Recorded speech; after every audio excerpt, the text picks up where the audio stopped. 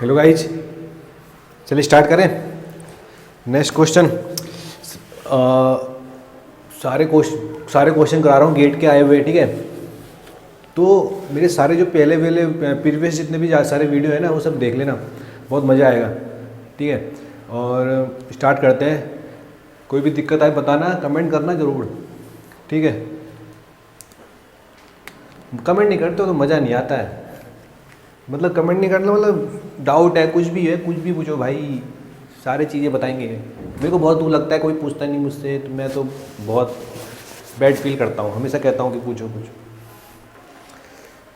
एक Carnot engine works between two temperature reservoir, ठीक है। कारनोट इंजन है, दो टेम्परेचर रिजर्वायर, ठीक है, बिटवीन टू टेम्परेचर रिजर्वायर। ये देखो, मतलब मैं बना रहा हूँ कारनोट, ये मेरा हो गया। आवाज़ आ रही है अब? हाँ, ठीक है। टेम्परेचर कितना है? 900 केल्विन, ठीक है।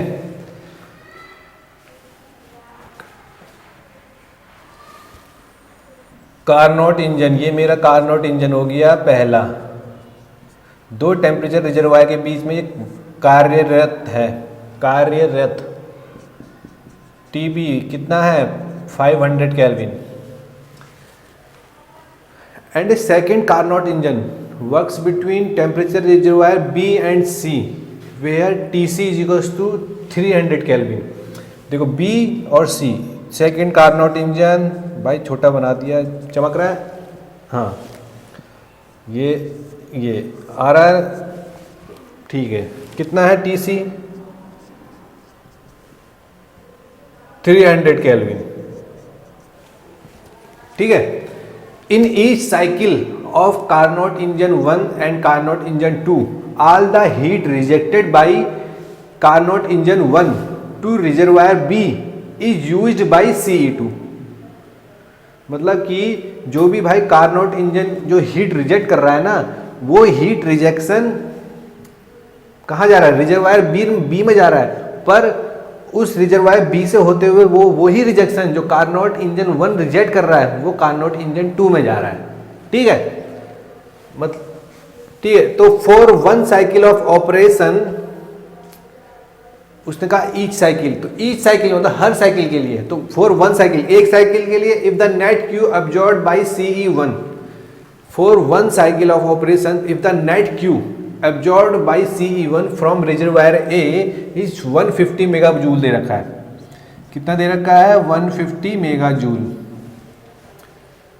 The net heat rejected to reservoir C, तो हमको निकालना क्या है? हमको ये वाला निकालना है। ये कितना है? मान लिया Q2 है, ये Q1 इसने रिजेक्ट किया यहाँ, और जो रिजेक्ट किया वही यहाँ पर है नहीं। तो मैं Q2 न ले से ले लूँ, QC ले लूँ, ठीक है। इसको QB ले लूँ, QC QB। तो the net heat rejected to reservoir C by CE2 in mega joule पूछा है। देखो, कार्नोट इंजन मतलब रिवर्सिबल साइकिल। कार्नोट इंजन भाई मैक्सिमम इफिशिएंसी देता है, आइडियल मानते हैं हम, इससे ऊपर तो कुछ है ही नहीं, सब थ्योरेटिकली है, प्रैक्टिकल तो पॉसिबल है नहीं, ठीक है। तो भाई निकाले कैसे निकाले? फॉर कार्नोट साइकिल, देखो अब हमें पता है कार्नोट इंजन की इफिशिएंसी क्या होगी, जो जनरल इफिशिएंसी सबके लिए होती है, चाहे कार्नोट साइकिल हो, चाहे कैसी भी साइकिल हो, रिवर्सिबल साइकिल हो, इरिवर्सिबल साइकिल हो, किस तो जनरल क्या होती है इफिशिएंसी? हम क्या लेते हैं? 1 माइनस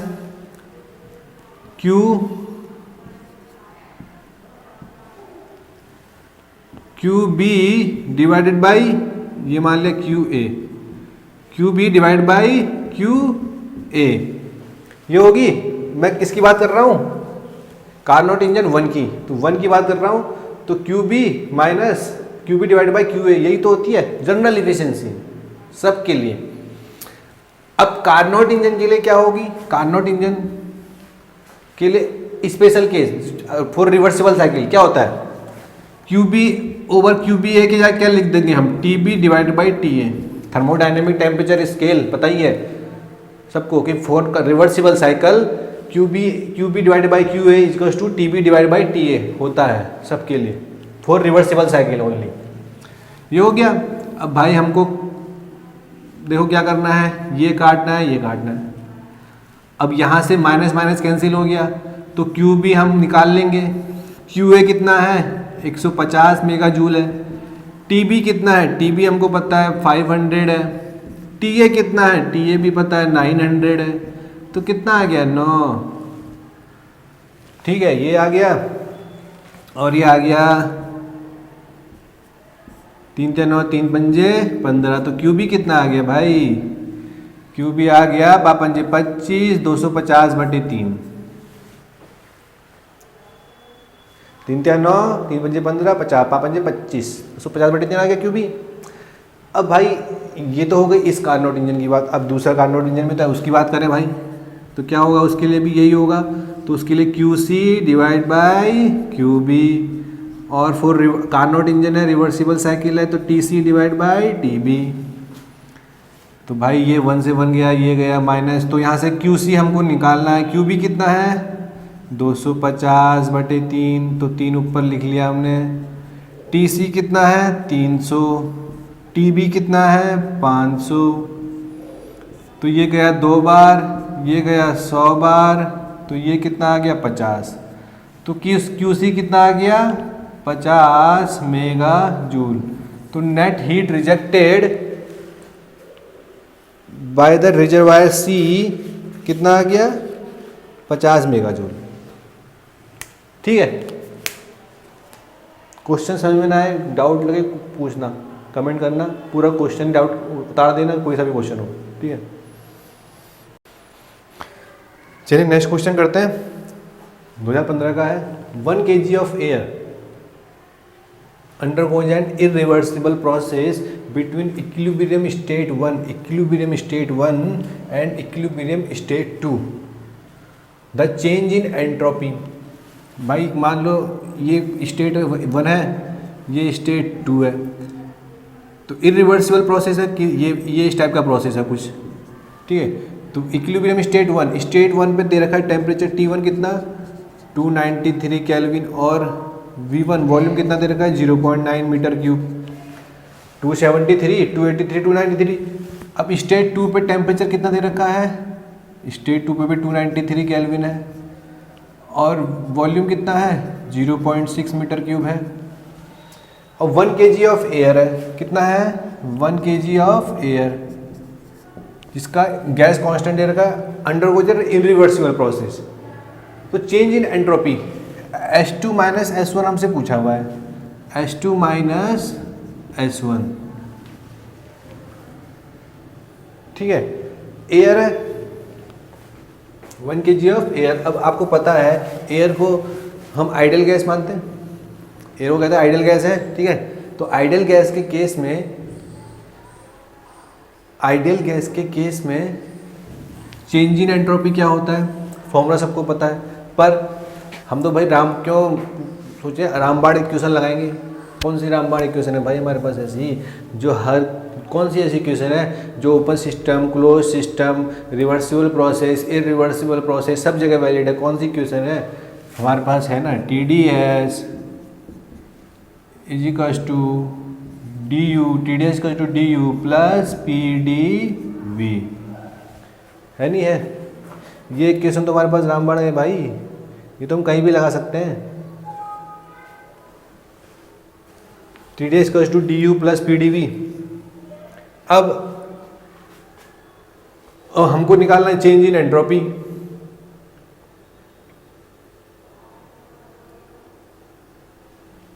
समझे, हाँ, चेंज इन एंट्रोपी।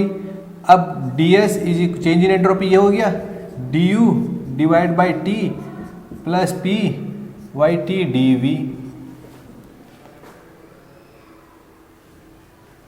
इंटीग्रेशन कर लो वो, तो यहाँ पर क्या आ गया S2 - S1 = ये क्या हो गया, DU को क्या लिख सकते हैं, आइडियल गैस मैंने मानी, DU को क्या लिख सकते हैं, for an ideal gas DU क्या होता है CV/dt, तो इसको क्या लिया CV/dt। अब इंटीग्रेशन करोगे dt/t तो क्या आता है ln T2/T1, T1 से T2, और ऐसे ही P/T ideal gas P V is equals to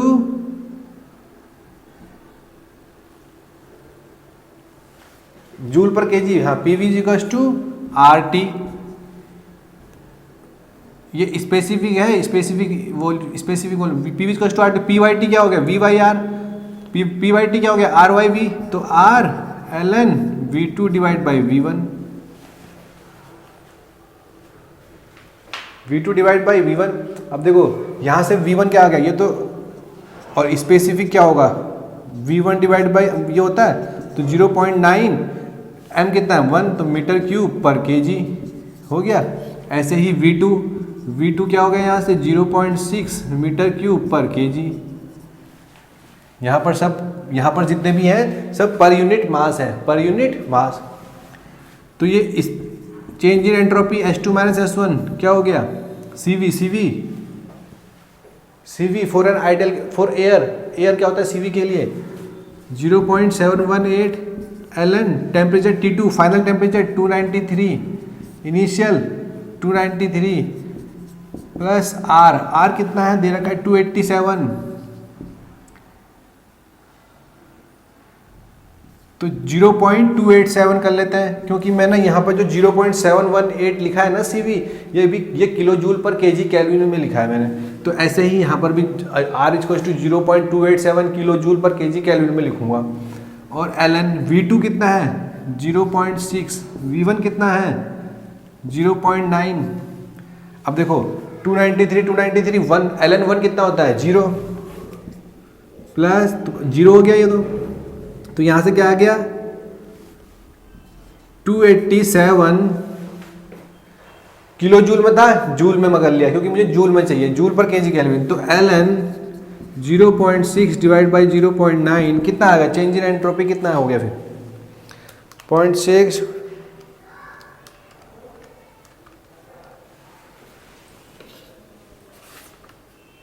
ये हो गया माइनस 116.368, माइनस 116.368 जूल पर kg kelvin, change in entropy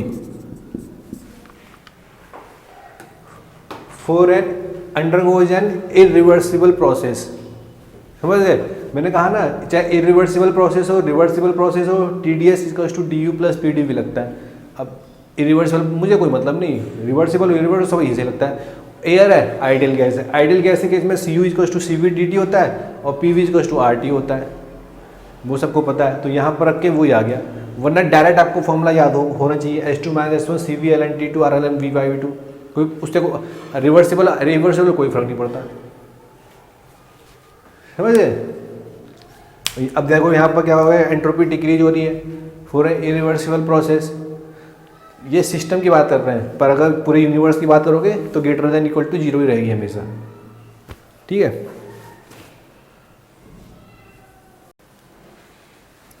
चलिए नेक्स्ट क्वेश्चन करें, गेट का ही है, heat removal from refrigerated space and power input to the compressor. अब देखो ये रेफ्रिजरेटर हमको पता क्या होता है, heat removal from the refrigerated space and power input to the compressor. हमने पावर इनपुट दिया, हीट रिमूवल करा, यहाँ से इसने कितना करा हीट रिमूवल 7.2 किलोवाट, और हमने पावर कितनी दी 1.8 kilowatt. The COP of the refrigerator क्या होता है, COP रेफ्रिजरेशन का काम क्या होता है, जो हीट रिमूव करना, कहाँ से उसकी देखो फ्रिज देखा है, फ्रिज में कोई भी क्यों रखते हो आप, इन्वायरमेंट से, उस फ्रिज के अंदर जो भी चीज़ें रखी रहती हैं, कोई भी जो भी वस्तु है, उसका जो टेम्परेचर होता है वो सराउंडिंग टेम्परेचर, जो इसके इन्वायरमेंट का टेम्परेचर है, जो सराउंडिंग टेम्परेचर है फ्रिज के बाहर जो सराउंडिंग टेम्परेचर है उससे कम मेंटेन करके रखना है। अब क्या होता है, जब कितनी बार आप फ्रिज खोलते हो, बंद करते हो, और कोई गर्म चीज़ आप उसमें रखते हो, उसका टेम्परेचर पहले से ज़्यादा है, उसका टेम्परेचर मान लो 30 डिग्री सेंटीग्रेड है, और रेफ्रिजरेटर और आपके फ्रिज का टेम्परेचर मान लो 10 डिग्री सेंटीग्रेड है, तो भाई जो 30 डिग्री वाले चीज़ को 10 डिग्री सेंटीग्रेड में रखोगे तो हीट रिमूव होगी, हीट ट्रांसफर होगा, हाई टेम्परेचर से लो टेम्परेचर की तरफ, तो हीट रिमूव होगी उस बॉडी में से, और वो जो बॉडी है उस वो जो हीट रिमूव हुई, कहाँ हीट रिमूव हुई, फ्रीज के अंदर हीट रिमूव हुई, तो वो जो हीट तो बाहर फेंकनी पड़ेगी। तो रेफ्रिजरेटर यही तो काम कर रहा है, तो वो यही काम करता है, जो हीट होती है उसको उठा के सराउंडिंग में फेंकता है, तो ये यूज होता है। तो कोफिशिएंट ऑफ परफॉर्मेंस मतलब डिजायर्ड आउटपुट, डिजायर्ड क्या चाहिए हमको चाहिए कि जो 7.2 किलोवाट जो हीट रेफ्रिजरेटर के अंदर आई उसको वो रिमूव करना है, तो ये हो गया डिजायर्ड 7.2। और डिजायर्ड आउटपुट है, हमने इनपुट क्या दिया, कंप्रेसर, कंप्रेसर ने इनपुट दिया 1.8, तो कितना हुआ, सीओपी कितना है, सीओपी आया 28.4।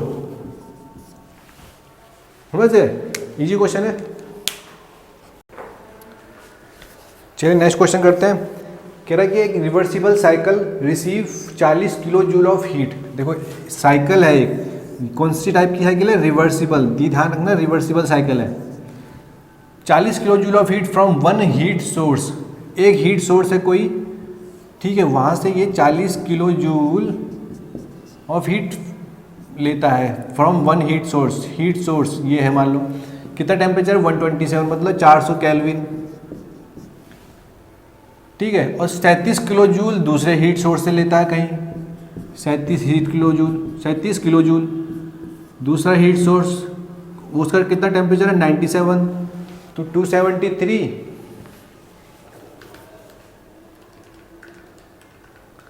370 केल्विन। तो the heat rejected to the heat sink, तो भाई यहाँ से तो ले लिया, यहाँ से भी ले लिया, अब कहीं रिजेक्ट भी करेगा ही, तो कितने पे करा उसने 47 डिग्री सेंटीग्रेड पे। हीट सिंक कितने डिग्री सेंटीग्रेड पर है 47, 320 केल्विन। तो वही पूछा कि heat rejected in kilo joule to the heat sink at, कितना हीट रिजेक्टेड किया इस रिवर्सिबल साइकिल ने। अब क्लॉसियस इनइक्वालिटी आपको सबको पता है क्या है, फॉर ए रिवर्सिबल साइकिल क्या होती है, cyclic integrate of del Q divide by T is equal to 0, यही तो होती है for reversible cycle equal to 0। अब साइक्लिक इंटीग्रल, अब देखो यहाँ से क्या है, ये मेरा सिस्टम है रिवर्सिबल साइकिल, ये क्या है सिस्टम मेरा, मैंने इसको, ये मेरा सिस्टम है, तो del Q over T 40 kilo joule, भाई हीट ऐड हो रही है सिस्टम में, तो 40 डिवाइड बाई टेम्परेचर कितना 400, प्लस यहाँ भी ऐड हो रही है तो 37 डिवाइड बाई 370, और यहाँ तो रिजेक्ट हो रही है तो माइनस क्यू डिवाइड बाई कितने पे 320 इज इक्वल्स टू 0। तो ये क्या है 1/10, ये भी 1/10 इज इक्वल्स टू क्यू 320, तो ये क्या हो गया 1/10 प्लस 1/10 1/5, तो क्यू इक्वल्स टू कितना हो गया 64 किलो जूल, कितना आ गया 64 किलो जूल। हीट रिजेक्टेड कितना हुआ 64 किलो जूल, ठीक है। For a reversible cycle Clausius inequality कितना होता है 0, for irreversible cycle del Q over T less than 0। समझ गए। चलिए नेक्स्ट क्वेश्चन करें कि एक heat pump absorbs 10 kilowatt of heat from outside environment. एक हीट पंप है भाई हमारे पास, 10 kilowatt of heat from outside environment, outside environment से 10 किलोवाट ऑफ हीट लेता है एट 250 केल्विन, ठीक है, ये इन्वायरमेंट है। While absorbing 15 kilowatt of work, अब हीट पंप को भाई वर्क देते हैं हम, पता है आपको 15 किलोवाट ऑफ वर्क हमने दिया। It delivers the heat to a room that must be kept warm at 300 kelvin, मतलब कि हमने ये जो हीट है ना इसको फिर रूम में डिलीवर किया, क्या करने के लिए, वार्म रखने के लिए, गर्म रखने के लिए जो हीट यहाँ पर आई।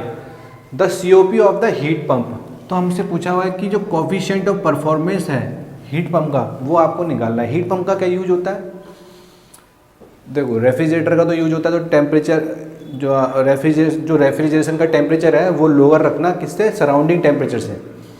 जो बाहरी वातावरण है उससे कम टेम्परेचर रखना, ये रेफ्रिजरेटर का काम होता है। हीट पंप का क्या काम होता है, जो बाहरी वातावरण है उससे ज़्यादा रखना टेम्परेचर किसका, रूम का, किसी भी चीज़ का। रूम आप देखते हो कि ब्लोवर लगाते हो, ब्लोवर किस लिए लगाते हो, बाहर जो इन्वायरमेंट से टेम्परेचर, अभी सर्दियाँ चल रही हैं, विंटर चल रहा है, विंटर सीजन चल रहे हैं, सबको पता है कि जो बाहरी टेम्परेचर है उससे हमको अपना टेम्परेचर, हीटर लगाते हो ना, रूम हीटर, तो उससे क्या होता है, रूम गर्म होता है ना, तो वो बाहरी वातावरण से ज़्यादा टेम्परेचर रखने के लिए तो हमको डिजायर चीज़ क्या चाहिए, हमको डिजायर, हमारा डिजायर आउटपुट होना क्या चाहिए कि हायर हीट, ये वाला पोर्शन हमको ज़्यादा वार्म रखने के लिए हमको हीट चाहिए। टेम्परेचर 300 केल्विन रखने के लिए हमको हीट चाहिए हीट पंप द्वारा, तो ये हमको डिजायर है। और इनपुट क्या है हमारा, ये तो आउटपुट हो गया। इनपुट क्या है, इनपुट तो हमने वर्क इनपुट दिया ना, वर्क इनपुट 15 किलोवाट, 15 किलोवाट का वर्क इनपुट देना पड़ता है ना भाई, तभी तो चलेगा हीट पंप, वरना नहीं चलेगा, समझ गए। तो conservation of energy, conservation of energy क्या कहती है, एनर्जी जितनी इन होगी उतनी आउट होगी। तो ठीक है, तो इस हीट पंप को हमने एनर्जी क्या क्या दी, 15 किलोवाट की एनर्जी दी और 10 किलोवाट की दी, तो 15 और 10 25, तो यहाँ पर कितना निकल के आएगा 25। एनर्जी तो भाई कंजर्व होगी। तो सीओपी तो कितना डिजायर है हमको 25 किलोवाट, इनपुट क्या है 15, तो कितना आया,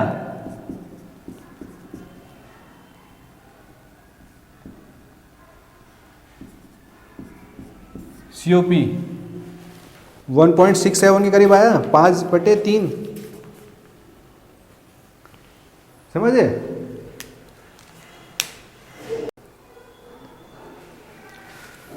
चलिए नेक्स्ट क्वेश्चन करें। कि 1 kg of an ideal gas, ideal gas है 1 kg,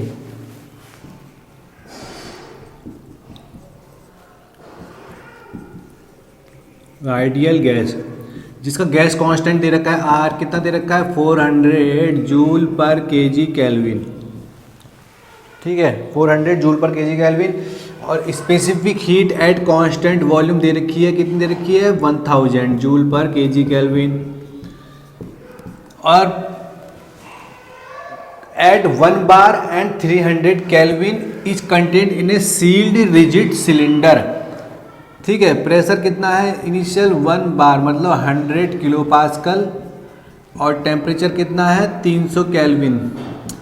सील्ड रिजिड सिलेंडर मतलब क्लोज्ड सिस्टम है, ठीक है, क्लोज सिस्टम, सील्ड और रिजिड सिलेंडर है ना, तो क्लोज सिस्टम हो गया। ये मैंने मेरा सिस्टम बना लिया, ठीक है, ये मेरा हो गया system. During an adiabatic process, ठीक है, एडियाबैटिक प्रोसेस हो रहा है, 100 kilo joule of work is done on the system by a stirrer,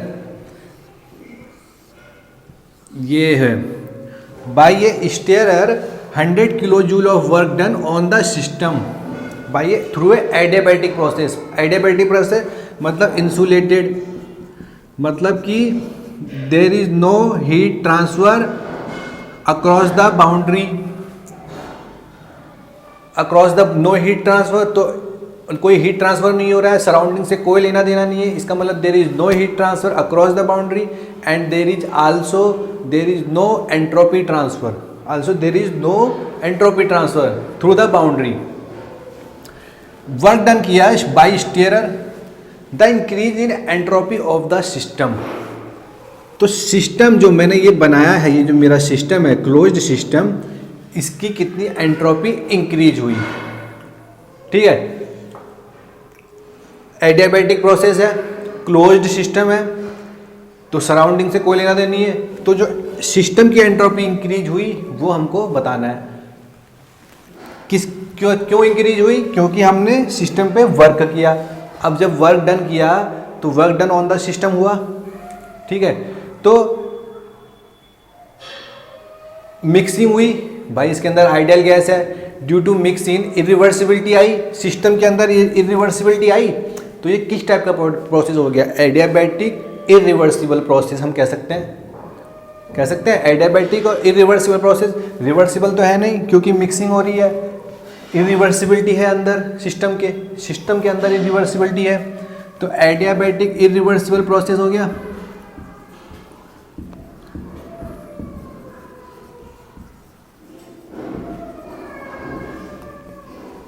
तो ये हमसे क्या पूछ रहा है, increase in entropy of the system. तो सिस्टम की जो एंट्रोपी इंक्रीज हुई है वो कितनी हुई है वो हमसे पूछ रहा है।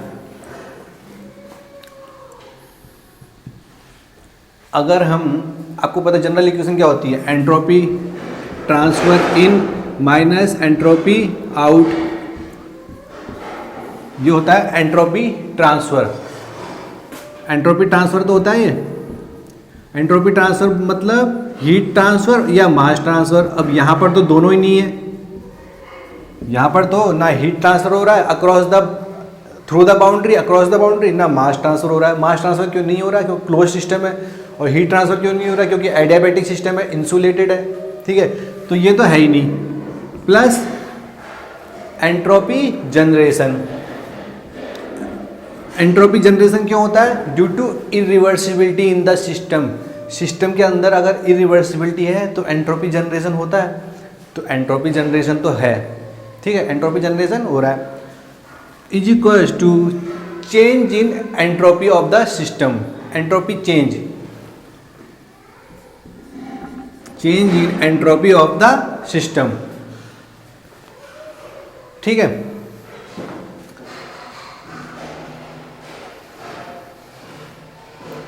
तो change in entropy of the system, अब ये तो जीरो है पूरा, तो चेंज इन एंट्रोपी जनरेशन हो रहा है सिस्टम के अंदर, सिस्टम के अंदर एंट्रोपी जनरेशन हो रहा है, वो कितना हो रहा है वो निकालेंगे हम। देखो कैसे निकालेंगे, तो change in entropy of the system, system की बात कर रहा हूँ मैं, सिस्टम की, ये जो मेरा सिस्टम है जो मैंने ये बनाया है, तो इसके अंदर एंट्रोपी चेंज क्या हो रहा है, क्या है, आइडियल गैस, आइडियल गैस है। अब ऑफ द सिस्टम,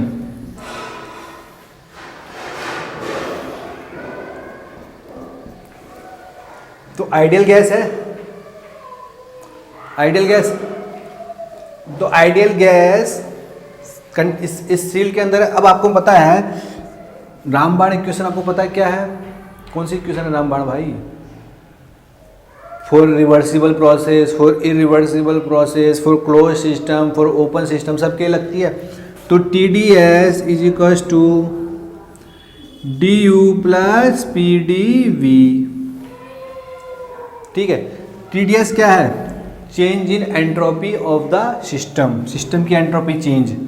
अब पी डी वी वर्क तो जीरो है भाई, डी वी कॉन्स्टेंट वॉल्यूम है, देर इज नो वर्क, तो D S is equals to क्या हो गया, D you divide by T, ठीक है। अब तो चेंज इन एंट्रोपी निकालना है, डी यू क्या है, इंटरनल एनर्जी में चेंज। अब इंटरनल एनर्जी में चेंज कैसे निकालेंगे, आपको पता है आइडियल गैस है, और आइडियल गैस के केस में क्या होता है, C V D T divide by T. Mass 1 kg है तो मैंने पर यूनिट मास ले लिया, पर यूनिट मास चल रहा है मेरा। अब change in entropy of the system मतलब S2 माइनस S1, इंटीग्रेशन कर दिया, तो is equals to C V L N T2 divide by T1। Change in entropy S2 minus S1, क्यों DS है ना, तो 1 से 2 तक मैंने initial final state, initial state final state, initial state final state. अब इरिवर्सिबल प्रोसेस है, उससे कोई मतलब ही नहीं, S2 minus S1 C V L N over T2 minus T1। Temperature T1 पता है, फाइनल टेम्परेचर T2 हमको निकालना है, वो कैसे निकलेगा। अब देखो उसने कहा है कि 100 kilo joule of work is done on the system, 100 kilo joule work done by the system, on the system by work done हो रहा है, समझ गए, 100 kilo joule of work done हो रहा है। तो Q is equals to D U plus delta W, del Q is equals to D U plus delta W होता है, ठीक है, डेल्टा डब्ल्यू। अब Q तो ये तो जीरो है, अब भाई ये तो क्लोज सिस्टम के लिए लगता है ना, for a closed system conservation of energy Q equal to D U plus delta W. अब डी यू क्या होगा यहाँ पर माइनस डेल्टा डब्ल्यू। अब डेल्टा डब्ल्यू कितना वर्क डन किया गया भाई 100 किलो जूल का किया नहीं किया गया, तो 100 किलो जूल। अब work done on the system हो रहा है, ऑन द सिस्टम हो रहा है तो निगेटिव होगा, तो 100 किलो जूल। डी यू कितना आ गया 100 किलो जूल आ गया, ठीक है। तो D U is equal to कितना आ गया 100 किलो जूल, 100 किलो जूल आ गया। अब यहाँ पर डी यू क्या होता है आपको for an ideal gas D U क्या होता है M C V D T, तो 100 इंटू 10⁻³ जूल। अब m कितना है 1 kg, cv कितना है 1000, dt क्या लिखे t2 माइनस t1 कितना है 300, तो कितना हो गया 100 इंटू 10⁻³ तो t2 यहाँ से आ गया 400 केल्विन आ गया। अब चेंज इन एंट्रोपी यहाँ रख दो, तो S2 माइनस S1, CV कितना है 1000, Ln टेम्परेचर फाइनल 400, इनिशियल 300, तो कितना आएगा देखो ये आएगा 287.68 जूल पर केजी केल्विन।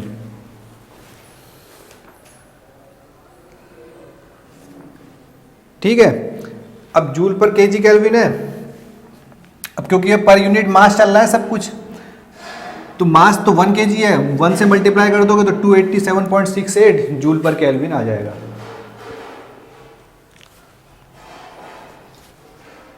ठीक है, आइडियल गैस के केस में अब देखो ये तो आप जगह लगा सकते हैं, पर आपको पता होगा आइडियल गैस के केस में 2 इक्वेशन होती है कांस्टेंट एंट्रोपी निकालने के लिए। ठीक है, मैं डिटेल में बताया कि ऐसा ऐसा है। कोई दिक्कत आए तो कमेंट करो, ठीक है, पूछो। चलिए नेक्स्ट क्वेश्चन करें। कह रहा है कि एक आइडियल गैस है 1 kg of an ideal gas, भाई 1 kg of an ideal gas constant air का undergoes an irreversible process from state 1 bar 300 kelvin to state 2 bar 300 kelvin. The change in specific entropy मतलब per KG in the process. अब देखो irreversible process है, मुझे उससे का मतलब ही नहीं, हमें आराम बार इक्वेशन पता है TDS इज इक्वल टू यहाँ पर कौन सी लगाए बताओ, 2 होती है TDS equal to DU plus PdV। हमको वॉल्यूम पता है, वॉल्यूम के केस वॉल्यूम हमको पता नहीं है तो हम ये वाली नहीं लगाते, हम कौन सी लगाएंगे फिर TDS equal to DH minus VdP, क्योंकि हमको प्रेशर पता है ना। दोनों इक्वेशन रामबाण है, irreversible process, reversible, open system, close system, कहीं भी लगा सकते हैं, हम ये वाली लगाते हैं। ठीक है, अब फॉर आइडियल गैस के केस में क्या होता है DH चेंज इन एंथैल्पी क्या होती है CpdT, पर केजी चल रहा है सब कुछ, ठीक है, माइनस VdP। आइडियल गैस के केस में आइडियल गैस की इक्वेशन क्या होती है PV इक्वल टू RT, तो यहाँ से change in entropy DC Cp dt/T minus V/T dP। अब V/T को क्या लिख सकता हूँ मैं RYP, तो DS क्या हो गया Cp dt/T minus RY dP/P। अब इंटीग्रेशन कर दो 1 से 2, फ्रॉम स्टेट 1 से स्टेट 2, तो change in entropy S2 minus S1 क्या हो गया Cp ln T2/T1 minus R ln P2/P1, ये हो गया। T2 कितना है T2 भाई 300, T1 कितना है T1 भी 300, तो ये तो भाई 0 हो गया, T2/T1 1 आ गया, और ln 1 की वैल्यू कितनी होती है 0 माइनस R कितना है 287, ln P2 कितना है 2 बार, P1 कितना है 1 बार, तो कितना आ गया change in entropy is equal to ln 2 कितना हो गया और 287 कितना आ गया फिर ये माइनस 198.93 जूल पर केजी केल्विन। समझ गए, फॉर एन आइडियल गैस। ठीक है, चलिए स्टार्ट करते हैं नेक्स्ट क्वेश्चन। कह रहा है कि in ideal gas undergoes a process from state 1 to state 2। ठीक है, आइडियल गैस है, specific heat at constant pressure 1000, specific heat at constant volume दे रखा है। तो change in specific entropy of the ideal gas from state 1 to state 2। यार ideal gas के case में ना आपको पता है क्या क्या है हमारे पास, टेम्परेचर और प्रेशर। तो टेम्परेचर और प्रेशर के रिलेट में हम निकाल लें चेंज इन एंट्रोपी। क्या होगा, Cp ln T2 divide by T1 minus R ln P2 divide by P1। इससे पहले वाले क्वेश्चन में यही निकाला था मैंने, कैसे निकाला था वो देख लिया। तो चेंज इन एंट्रोपी ऐसे निकालते हैं, Cp हमको पता है, T2 T1 भी हमको पता है, P2 P1 भी हमको पता है, R हमको पता करना है। और for an ideal gas Cp minus CV equals to क्या होता है, R। For an ideal gas कह रहा हूँ मैं, तो Cp कितना है 1000, CV कितना है 700, तो R कितना हो गया 300 जूल पर केजी केल्विन। अब स्पेसिफिक एंट्रोपी मतलब एंट्रोपी पर यूनिट मास, और किस में निकालना है, किलो जूल पर केजी केल्विन में निकालना है। तो specific entropy per unit mass निकालना है, Cp कितना है 1, क्योंकि किलो जूल पर केजी निकालना है। तो ln T2 कितना है भाई 600, T1 कितना है 300, R कितना है 0.3 किलो जूल में निकालना है। और P2 कितना है, प्रेशर P2 500, P1 कितना है 100। तो कितना हो गया बताओ,